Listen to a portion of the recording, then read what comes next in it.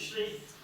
I think you know, Dan Macloud is our lovely pianist for tonight. So the theme tonight is travel. We're focusing on Vaughan Williams' songs of travel, and we're going to give 5 of those. The whole cycle is 8, plus a posthumous piece.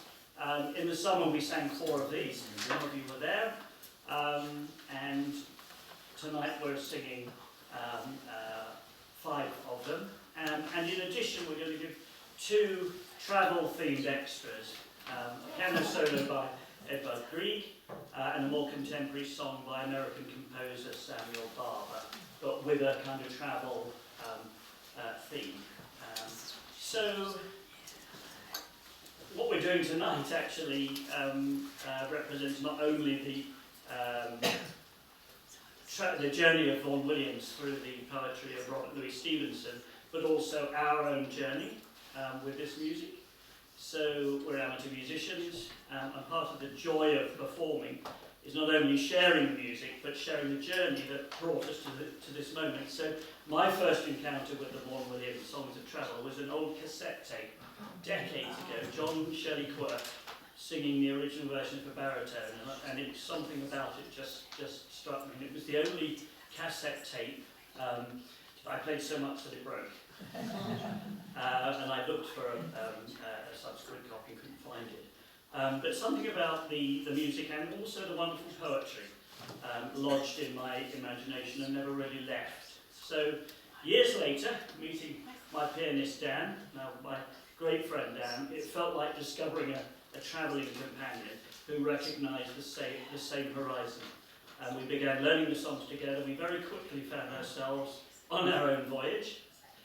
Challenging, surprising, always full of new detail every time. With every rehearsal we uncovered more of the cycles, nuance, the harmonies, hidden motifs, subtle changes of colour, and the poetry that seemed to grow richer every time we returned to it.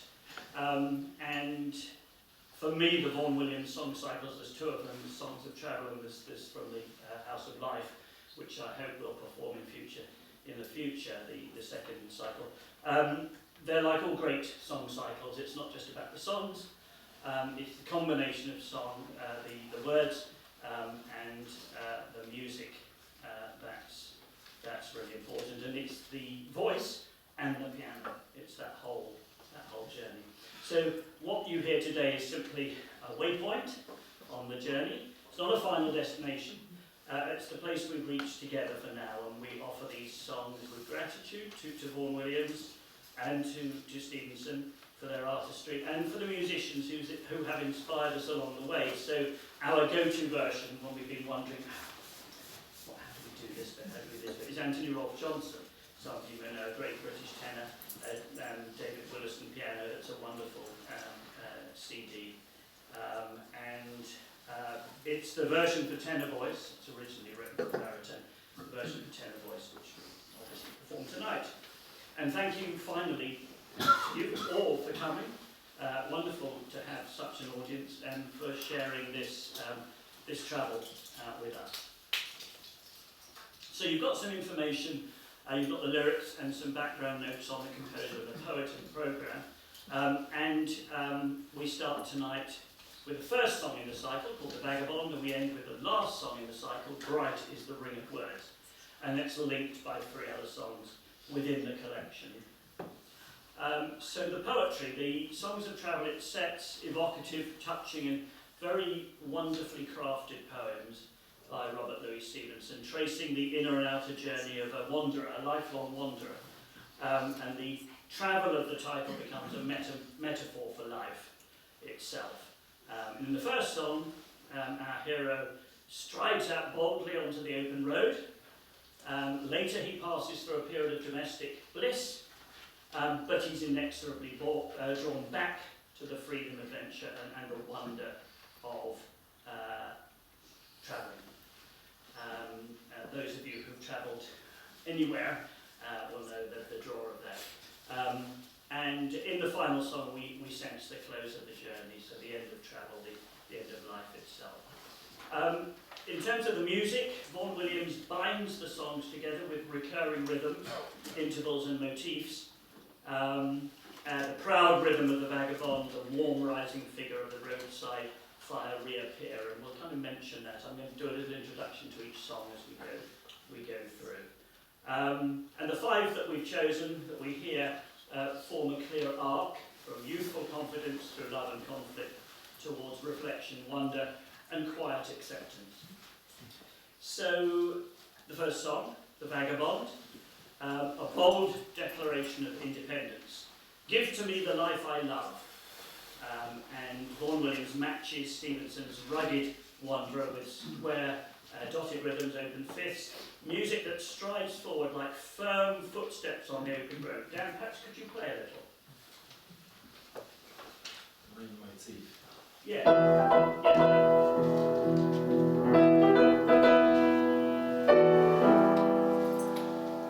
Yeah, so this motive actually becomes the defining musical fingerprint of the whole cycle. A symbol of freedom, resolve, and self-reliance.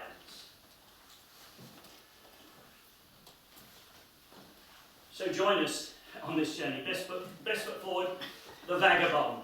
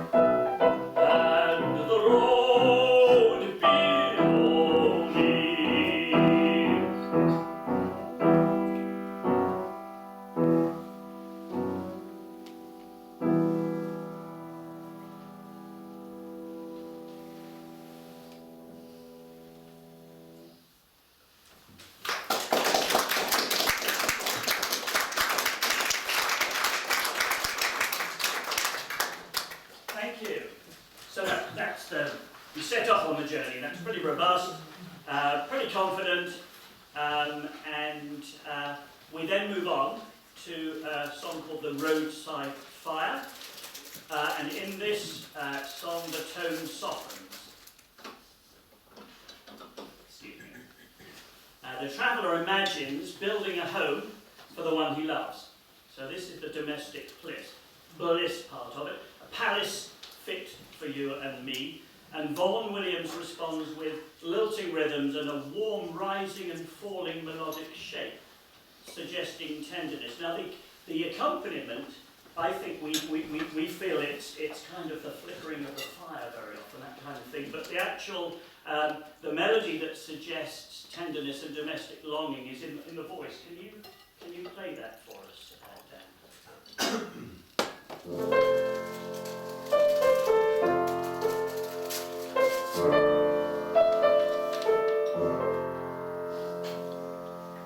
Beautiful. So that's the melody that I will sing, and underneath that is this quite extraordinary accompaniment that goes from the start of the piece to the end. But this love motif, if you want to call it that, and I think it's from that beautiful rendition that it's very much what it sounds like. This returns later in the cycle in altered forms.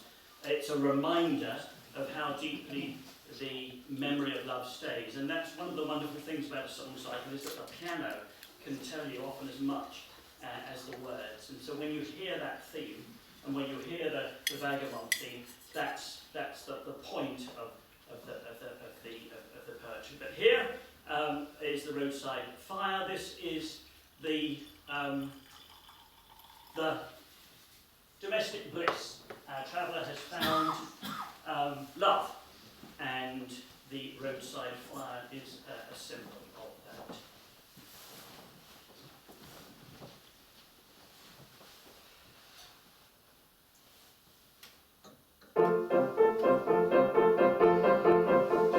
I will make you gorgeous and joys for your delight, of bird song at morning and starshine at night.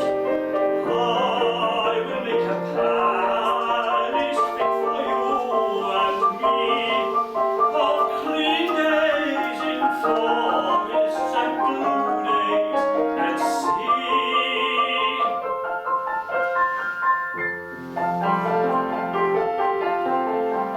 I will make my kitchen, and you shall keep your room, where white flows the river, and bright blows the broom, and you shall wash your linen, and keep your body white, in rainfall at morning, and dewfall at night.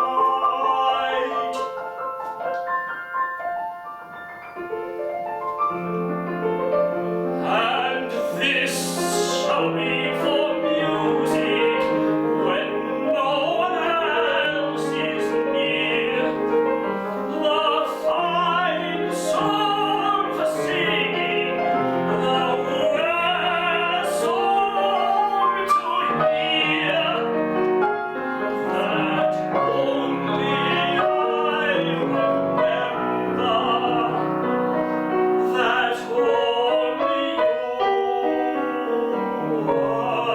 admire.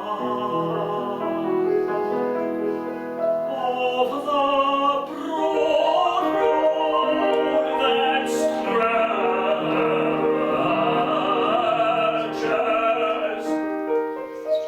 and the roadside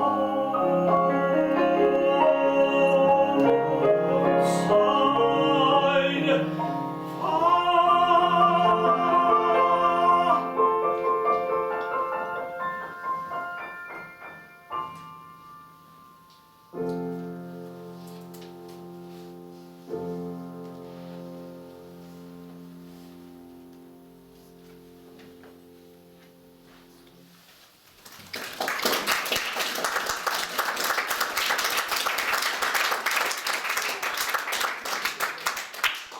So the domestic bliss doesn't last forever.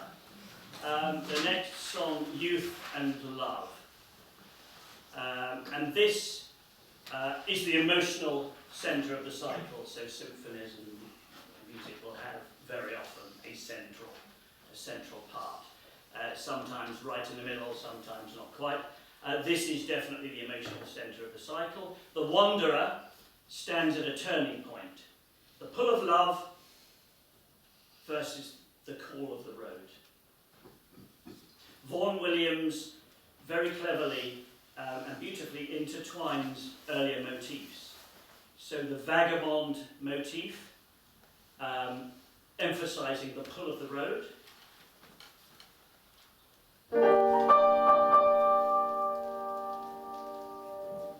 You'll notice that. And also the roadside fire, because he's being pulled away from his love. And this returns touched with drama and regret.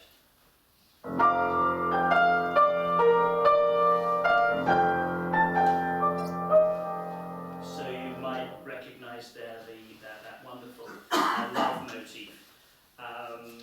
Very, very, very moving, I think, this. So Stevenson, the poetry, let's not forget the wonderful poetry, evokes youth as fleeting and restless, leaving at the end only a boyish stave and a fading face behind.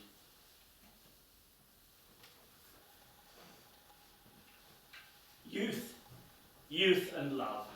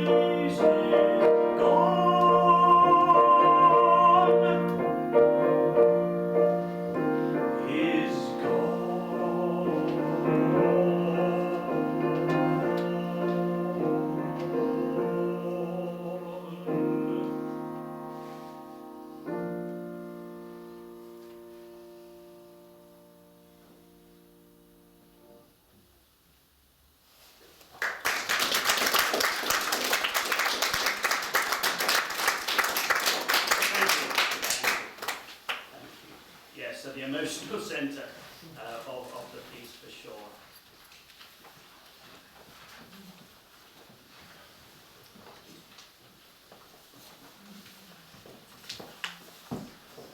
The infinite shining heaven. So after this inner struggle comes stillness. Stevenson looks at the night sky, vast, beautiful and distant. And Vaughan Williams answers with luminous simplicity, quiet, spacious harmonies that shimmer like starlight. And the poem contemplates both the sorrow but also the wonder beneath the uncountable angel stars, capturing the traveller's sense of smallness and spiritual yearning.